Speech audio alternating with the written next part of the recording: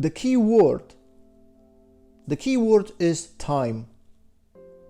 If you think about it, we need more time. We need more time to see what is going on between the cause and effect.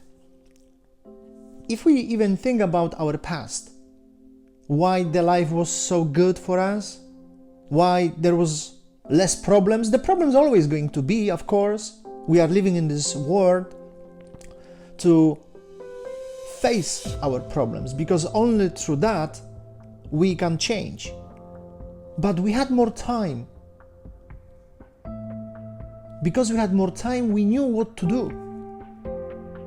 So the key word is time. We need more time. And also at the same time, we may say we should slow down the time. Why? Especially in these areas and fields of our life when the manifestation of negative effects may take place. We don't want them. We need more time. We should slow down the time so that we could see more. We can transform our desires. And as the result, the final effect. But the paramount question is, what do we do that we speed up the time? That we shrinking up the time? And the answer is in human being, in our consciousness, in the second human being. Second meaning in another person, human being consciousness. You see, we have desires, and any desire, it's lack. So if you have a desire to drink coffee or to go for holiday or to earn money, it's coming from desire. And desire, from definition, it's lack. So if we have lack, and of course there are so many different layers of this desires and lack and pain and fear and anxiety, we really don't want to have anything to do with that. You see, we have desires and our neighbor has desires. And these desires have different level of pain. Some of them could be pleasure, desire, but coming from the desire, which is lack anyway, and some from pain and anxiety, also desires. So we don't want to have anything to do with pain. We don't want to have anything to do with this lack. We don't want to. Therefore we say, I am not interested in your desire. I am not interested in your pain. Because what do? We run away from the pain. This is what we want to do. We fulfill our desire to show the status that we have, to prove other people that our pain, it's on a different level. Okay, we have desire, but our desires are coming that I want to live the way I want to live, that I'm not suffering, I'm not struggling, which is of course not true. So we try to prove all day long that we have everything, that we don't have this pain. We try to prove it. And of course, there is so many manipulation techniques that we play with other people, that, access to our life, access to talk to us, to spend time with us, or whatever that is, it's limited. Because I am on a different level, I have everything. I don't have any pain. My desires are coming only from fulfillment that I want to share, that I don't have any problems in my life. But the definition of desires, whatever I do, it's coming from lack anyway. If we share, if we give, it's lack. So you see, we may say that we are not accessible, and people may see that only to prove that we don't have this pain, but we have this pain.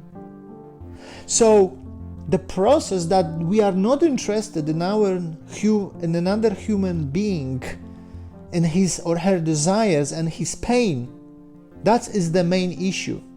This is the main issue here right now for us. And this, because we are not interested, we are only interested in the way we fulfill our desires, this separation creates that the time is speeding up, that it's shrinking. Because we cannot create energy. We cannot create unification. We cannot. That is the issue. That is the problem here. So what are we supposed to do? What is the direction? Which way we should go? First of all, let's understand that point. The second step is to see that, you see, what do we do really in our life is that we, consciously or unconsciously, we take over with our desires, the way I fulfill them, other consciousness. What does this mean? Imagine a person who is charismatic and can convince anybody, all right, because it's strong in the mind. So with his mind can influence another person. Can do that. We do to other people and other people do to us. So there is nothing between this. There is only the fulfillment of that person's desire. There is no cooperation, I would say. It's taking over.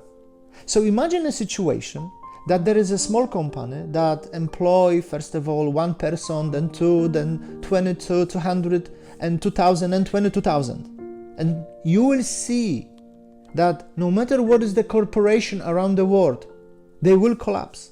They will. Sooner or later, they will. It will be taken over by another corporation. Haven't you seen in your life, or maybe haven't you heard about corporation or a business that cannot be shaken, but it was destroyed?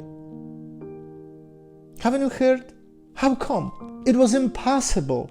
And of course the owners, they will mend it, their life, this way or another. They will be okay. I'm not talking about that. I'm just showing you an example how we work. And it doesn't mean that we shouldn't fulfill our desires. Yes, we should fulfill our desires. We should fulfill, but in the right way, not in the way there is only me. So if we think about the second person, if we think about that person that can influence another mind, what are we supposed to do? Imagine two stones.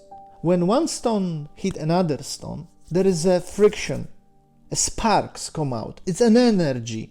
If we take the stone and drop to the water is too weak to say no. So the stopped doesn't work. But if we take the same stone and we hit the wall will say no to some extent. So there is a friction. And in order to make this friction, we need to create this energy. We need to face other human being in a right way, not in a way that I want to take, not in a way that I am interested only in myself. So how we can do that? How we can be interested in another person's desire? You see, the another person is talking to you, is doing things from the pain. We are not interested in the other people's pain. That is the answer. That is the key. We are not interested. We don't want to have anything to do with these people's pain, but they are suffering. So when we take two politicians and one of them is telling us something and doesn't want to listen to anybody or doesn't want to have any question being asked, it means that it's only one energy, is expressing his consciousness, pain. Now, if this person doesn't want to be asked any questions, it's not going to be, of course, remembered. It's going to be forgotten because there is no friction. So when we are going to ask these questions, sincere questions, we shouldn't ask these politicians or this person only questions to prove that it's mistaken, to prove that made a mistake, that it's wrong. We should rather ask, what is this person pain in his consciousness? Sincere questions. And also, why are we going to ask these questions? Because I want to see my pain in my consciousness. I want to see, truly want to see what is going on the level of consciousness. I have a pain, and therefore I ask these questions, sincere questions. What can I do to you? Because I know you have pain too. How can I help you? So I can change, not because I can prove it to you that you are wrong, or I want to ask you these questions and you answer me these questions because I need this information to get my fulfillment only? No, that's wrong. This is what politicians do. And this will never ever this way unify themselves. Never. It's going to be even worse. We should ask these questions to see the consciousness, the pain on the other person, why is behaving in this way. And sincere questions also will allow me to see myself pain in my consciousness, what I don't want to change in myself. That's the way, that is the direction. And what will happen then? The person who gives the speech, who'd only talk, will become, if wants to, listen to other people's questions and sincere listen to these questions and answer, then become the listener. And the listener now, when sincere, ask the question, the speaker will become the speaker. They both become one. I, the person, become the speaker as a listener. So I am at the same time plus and minus. And the person who speaks and listens to other people and wants to understand their pain, why they are asking these questions, and he wants to change too, his consciousness, not only play around, fidgeting around with answers. It's unifying with them. This is the unification. It's about unify our desire. It's not that I shouldn't get what I want. I just maybe shouldn't get what I want in the way I want. Maybe there is a different way.